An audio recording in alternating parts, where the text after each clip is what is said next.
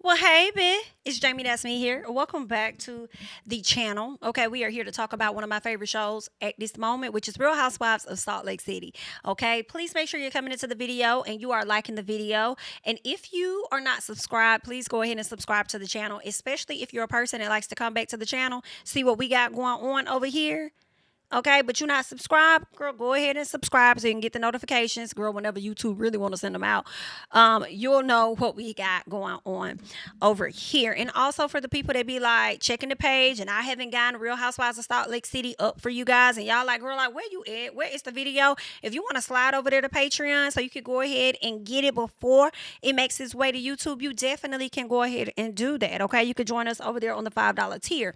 All right, now it's not a requirement, but if you would like to, listen, I'm just letting you guys know the different ways that you can get access. All right. Period. Now, let's go ahead and start off with Real Housewives Salt Lake City, where Mary is pretty much preparing for breakfast at Mary's. Okay. Not breakfast at Tiffany's, but breakfast at Mary's. All right. Now, we see Lisa and Heather walk into some type of hat shop that leads to a speakeasy of them going to the bar. And this is where Lisa decides to give Heather the heads up about, or not really the heads up, but just give her the update on the trip, right? And how Bronwyn wanted her there, but she was venomous at she said that Bronwyn wanted Heather on the trip, but when Heather came to her house, she was acting very venomous and this, that, and the other. Lisa tells her about how upset Bronwyn got when she FaceTimed her, and Lisa was just like, girl, wait a minute, I'm confused. So you're telling me that she wanted me on the trip, but when you FaceTime me, she got upset with you that you FaceTime me? Like, girl, what the hell's going on? And Lisa's like, I know, like, it was so confusing for me. I didn't even understand. Like, I had to tell Bronwyn, like, you're not making any sense. Like, what is this? Like, girl, Lisa gets on my nerve. Anyway, so Heather is like, no, Lisa says, yeah, she was confused or whatever. Then she tells her about, oh yeah, and get this. So Todd approaches my husband and tells him, because Bronwyn got really upset with me, and Bronwyn, she was just really mad at the fact that I called you. So he pulled my husband to the side and told him, if Lisa doesn't fix this thing, then she has to leave. And it really hurt me. And I'm like, girl, you be killing me when you act like you the only person that's hurt. I'm over it. I'm over the whole conversation that these two ladies are having, honestly. Lisa talks about being a good friend to Heather. The fact that she needed to bring up that she's been a good friend to Heather was weird to me. And it made me question whether they have some type of pact or something before the show even started. Like, oh, I know we're getting new people on the show, but we have a pact and we're going to stick together and this, that, and the other. Like, I don't know. It's weird, but they got something going on. So Lisa says Bronwyn put her in the middle, put her in a position to be in the middle of she and Heather. And she said something about she did this when she wanted me to speak for Heather. Lisa, you did that to yourself, baby. No. It's okay. You did that to yourself. I don't need you to say that it was Bronwyn. I feel like it was all of you. You did that to yourself. Okay, when you were not showing up for your friend as you've shown up for the other friend, that was all on you. And Bronwyn simply called you out about it, and you couldn't even be woman enough to really tell her how you honestly felt that she has been giving two-faced vibes. So you did that to yourself. Bronwyn clocked you. It is what it is. Heather says Bronwyn isn't going to come in, and she's not going to mess up a good thing, okay? I have worked very hard to be really close to these ladies and for us to actually be friends. And now that I have that, I'm not going to let you guys go. I'm not going to let another person come into this group and try to uproot any of us, okay? That's how she's feeling.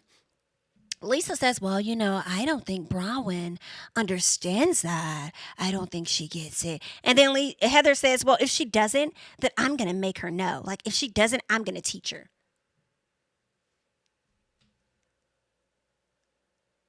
Is you okay? It's killing me softly that you think you the head bitch in charge. It's killing me softly that you think that you the DP. Okay? Mm-mm. It's killing me softly that you think you the dean of pledges for me, baby. I'm like, why is it given that Miss Heather is up here trying to haze Bronwyn? I don't like that. I don't play like that. I don't like that at all. Now let's get to Bronwyn and Todd, because let me tell y'all something.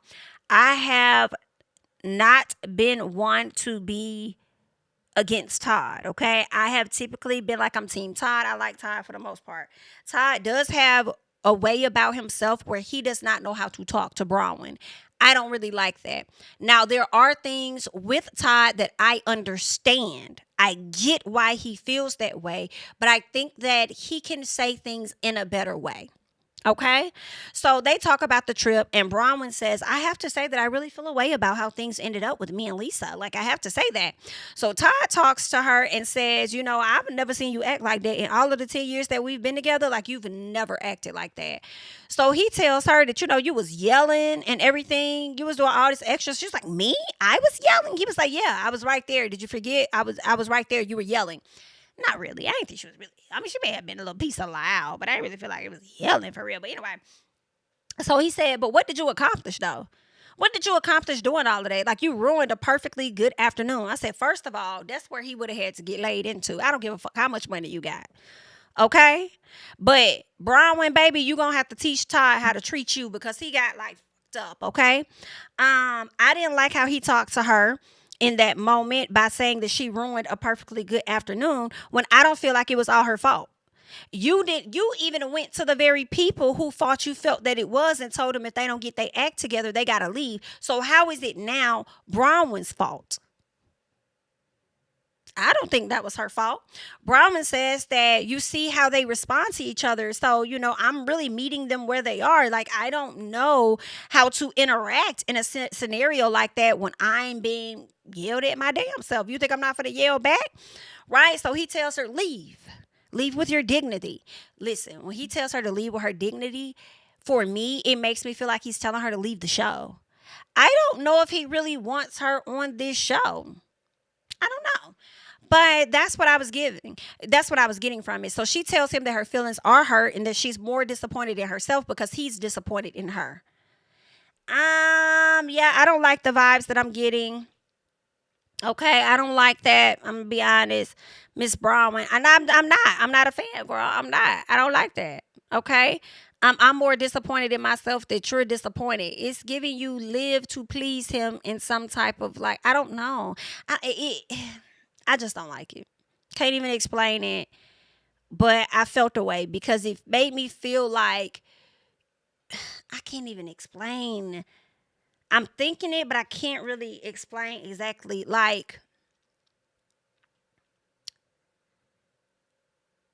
I feel like there's a term for it, but I don't like the fact that you're feeling bad as if you really did something wrong, is what I'm saying.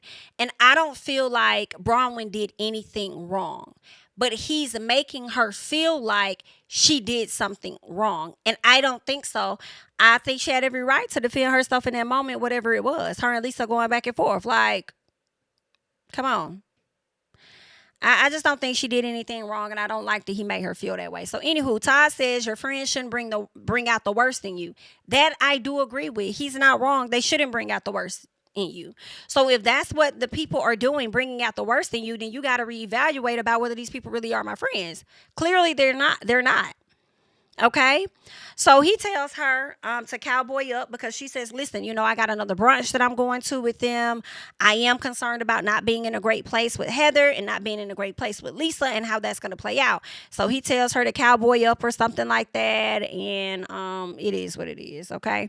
Let's get to Angie. She talks to her dad about her mom. What we learned is that her mother passed away when she was very young, and it was due to alcoholism or something. She has had I'm not going to say a hatred, but she basically hasn't forgiven her mother.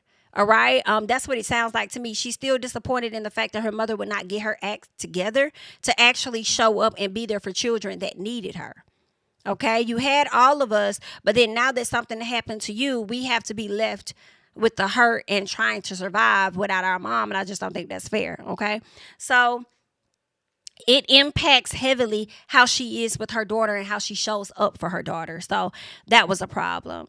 Let's get to breakfast at Mary's. Okay, so we get to breakfast at Mary's, and Bronwyn and Meredith are like the first to arrive. Meredith had her buns with her bang, and Bronwyn called her bangs an octopus. I thought that was funny. Bronwyn tells her about her husband questioning and lecturing her. And I'm like, why are you telling her about this? Anywho, Meredith says that she gets it because she's a person that doesn't typically yell either. And I'm like, okay, girl. Then they gonna show us a flashback of her over there yelling. You about to yell before you leave this event, though. Talk about something you're not a person that typically yells. Anywho, Lisa arrives in a blue jumpsuit that I actually liked, but we learned that Mary wore it first, but Lisa says she saw it first. So, okay, girl. I like everybody's outfit except for Meredith's and Brittany's, okay? I didn't really care for those outfits. Heather looked very nice in my opinion, but baby, I think Angie ate the girls up. For me. Love the outfit, love the hair, French robe, little piece of a bang. Like, I thought Angie got them together. Now, Heather arrives and she speaks to everyone and she walks right past Bronwyn like she didn't even see her ass. So Mary said, wait a minute, BITCH, did you speak to everybody and not even kiss Bronwyn? She said, no, I didn't. Was I supposed to? Here we go, girl. That's it. That's all I got for her. I ain't got anything else. What else is going on? In that moment, I'm like, here we go. Heather really is trying to haze Bronwyn. You're doing too much. So Brittany was invited, and Angie was like, oh, I'm shocked to see that Brittany's invited. And then Mary said, well, you know, I had to invite her so she know I wasn't poor girl. Yeah. So Brittany does arrive late, and she says the best comes last. And Mary said, I don't know about all that, but hey, girl, we glad to see you, honey.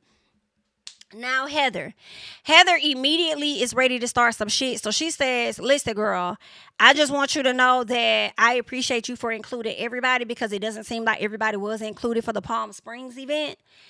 Yeah, we all weren't included for that, but I appreciate you including me here. So we good. We see each other.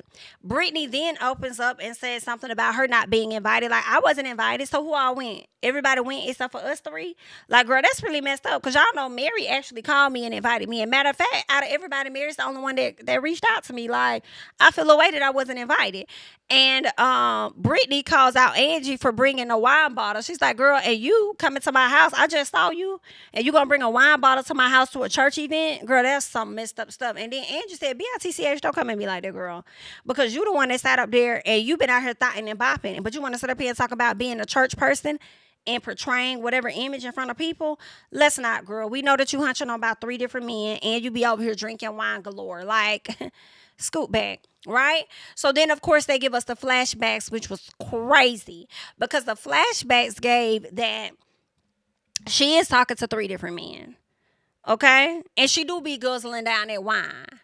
But the biggest gag for me was Mary saying that Jared has jumped into her DMs, baby, for the streets. For the streets completely, okay? What else? So Whitney asked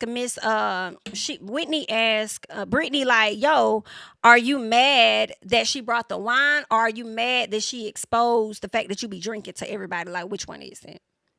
And it seems like it was a little bit of both. I'm mad that she brought the wine because she exposed me to everybody, basically. All right. So she says that she feels excluded. And then Lisa said, well, girl, I didn't really think that it would matter for me to call you. Okay, because you've been over here talking shit about Bronwyn and her husband anyway, so I didn't really think you would give too much of a damn to be going on no trip anyway. I said, now I see what you did there, Lisa. You done opened up the gates for some shit to get started because once Bronwyn gets activated, Heather's about to be ready to go in. Okay, so Bronwyn and Brittany pretty much had a back and forth, I believe, or either Bronwyn and Brittany ended up having a back and forth about that. Heather asked Bronwyn, why doesn't she have a prenup? Bitch, she don't owe you that. She ain't got to tell you why she don't got no prenup. You really be too far into her business, and we really don't even know what the hell going on with you this season. You really need to chill out, for real. So then Bronwyn tells her, girl, you gotta break it off, girl. You got to stop with all that prenup, SHI. You keep knocking on that door, and you gonna be pissed the fuck off when I open it. I said, come on, Bronwyn.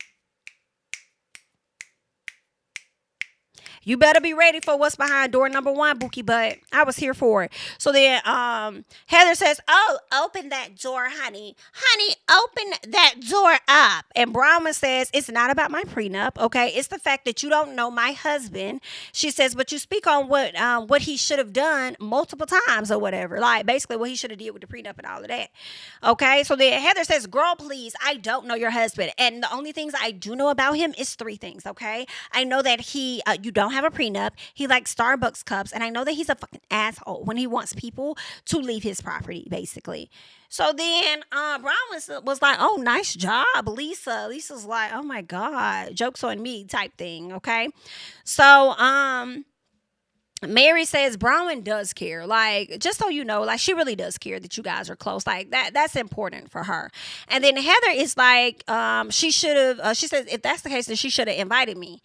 No, bitch. Just because you feel entitled to be on a trip because your friends are on a trip does not mean that you should come on a trip because, bitch, you ain't friends with me, the person throwing the trip. So I don't care how you feel. You could be mad. I don't care, sad, whatever. You missed out, bitch. Accept that. You don't get to treat me any kind of way and think I'm just supposed to just let you tag along. Hell no. So Bronwyn says, girl, I actually brought you tickets. Matter of fact, I even brought you a first class return ticket. Now listen. Bronwyn was messy because I saw it over there on her IG. She did show the slides of them being on a trip, and the very last post on the slide was her ticket that she ended up getting for Heather to come on the trip.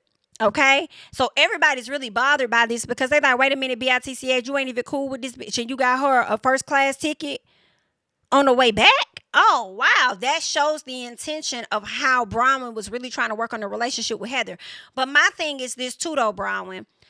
Don't be a Stormy like she was over there on Love and Marriage Huntsville buying a Gucci bag for a bitch that she don't even fuck with. Or a bitch that don't fuck with her. Why is you giving a damn first class flight to damn Heather? Why did you buy one for Heather? It's like you trying to get in her good graces when it really should be the other way around a little bit for me.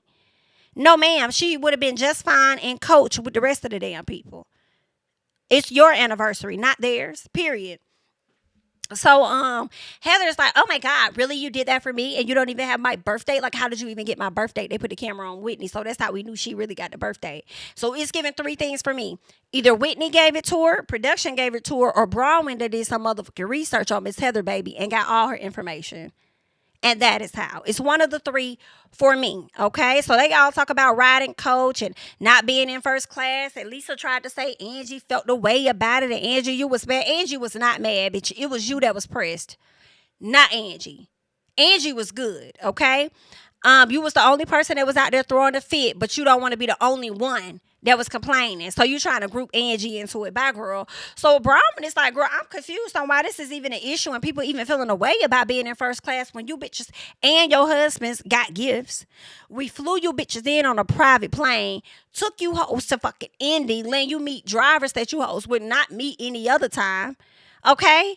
Housed you in this beautiful home, bitch. We did a lot for you hoes, and you want to be pressed about damn a first class flight on a 60-minute damn. Now, are you crazy? So she definitely felt the way, and I was here for it. Then Heather had the audacity to say, well, if it doesn't matter where you sit on a plane, why would you get yourself first class tickets? Bronwyn shut her the fuck up by saying, because it was my fucking credit card. Baby.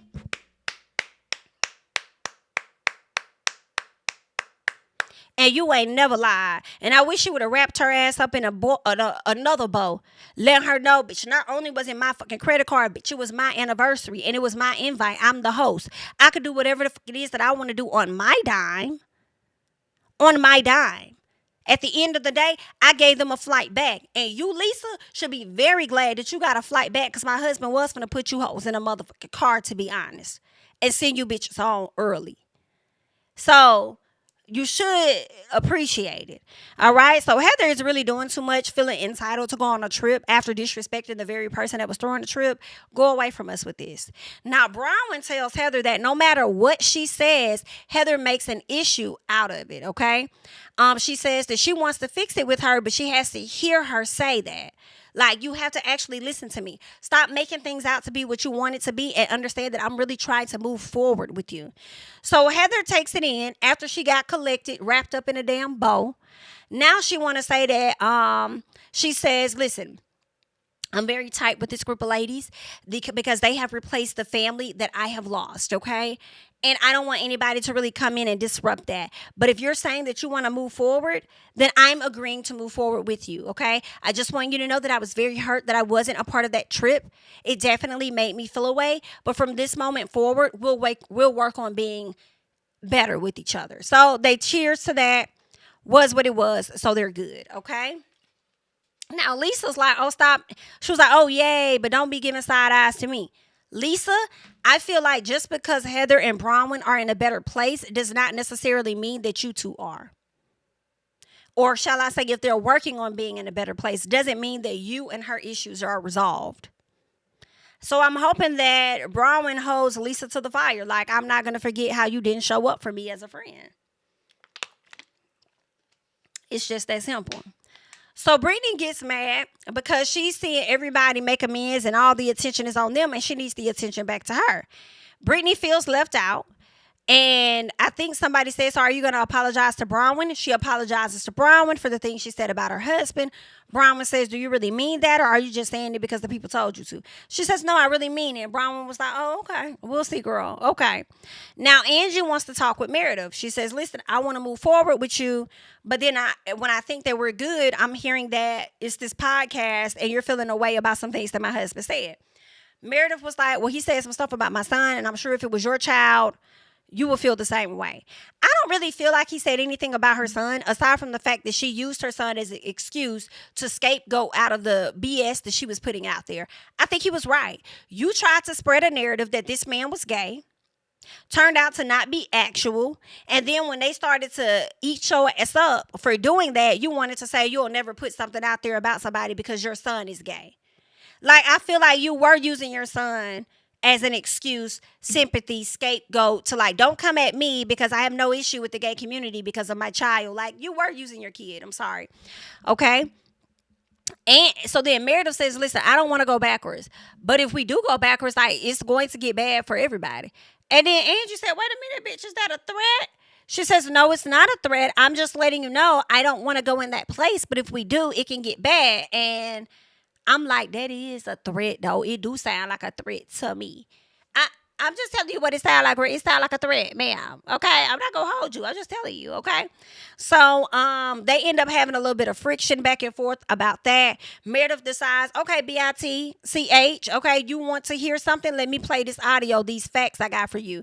She's playing it. It's not loud enough. Whitney takes it upon herself to snatch this woman's phone out her face. And if Meredith would have slapped Whitney's ass, I feel like she would have been it, and she would have had every right to.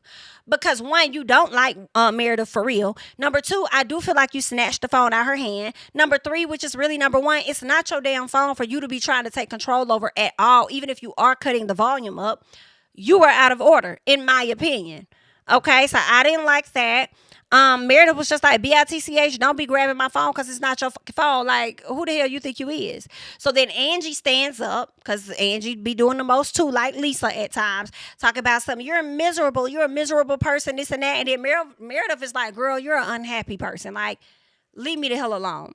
So Mary is like, Angie, Meredith, Angie, Meredith, Angie, Meredith, if you're not going to listen to me, then you can get out. So Meredith said, oh, BITCH, not you to put me out. Oh, well, then let me collect my shit and go. So Meredith uses that as a moment for her to get up and get out. And I don't feel like Mary was telling her to leave. Mary said, I'm not putting you out. I'm telling you, if you guys are not going to listen to me, you might as well leave. Like, you just go. I don't think that she was putting her out, but I feel like Meredith was not getting her way in the moment. So she decided to pack up her stuff and leave. She hugs Miss Mary and tells her, you hurt me, I'm going to go. Girl, I'm so tired of these ladies talking about them being hurt. I'm talking about sick of it. Okay, so anywho, talks about being hurt. She leaves. Then she says, I'm sure you guys are going to have a field day ripping me apart, Angie and Mary or whatever. I welcome it. I'm going to leave. Okay. So it's this whole drama. Meredith leaves out of the house and it was just a mess. Okay. So we'll just have to see what's going to happen later. Girl, I was with Angie when Angie was kind of rolling her eyes and kind of laughing a little bit at Meredith being performative. Sorry, I was. I think Meredith was doing too much. Okay. I think she was doing too much. Listen, you got to accept the fact that ain't nobody finna give you no apology because they didn't feel like they said anything bad about your son. Angie, you might have to be okay with never being cool with Meredith. Lie, leave her where she at. Okay? It is what it is. Good luck. All right, but that's all that pretty much happened on the episode. I want to hear you guys' thoughts and comments down below on the Real Housewives of Salt Lake City. I am JamiThatsMe. Don't forget to like, comment, subscribe. Follow me on Blue Sky as well as the Instagram and other social media platforms at JamiThatsMe. And I will catch you guys in the next one. Bye-bye. King of my city and cul-de-sac. Coming out swinging like soldier rag. Leading my people like quarterback. Boy, I study this shit, I'm an almanac. Had to get up and grind. Knowledge is booming, I'm here to apply. Came with the chip and the dip, it just single the mind. We finna do more than survive. I need my check. Spinning the block for the Gouda. We hitting the jeweler to flood out the net. We don't do beef on computers, I'm straight out the sewer. We come when you rest. Niggas be looking perplexed, so keeping my foot on their neck. No map, I trust my gut for the quest. With drama, I'm fully abreast. I was ready for years and they doubted me. All of a sudden they tell me they proud of me. I've been dropping these haters like calories. Cross them out, I came back with some boundaries. Stand for my honor, but too raw, no corner. Packing the stick with a drummer. When I catch my bad, won't fumble. I done came too far to be humble.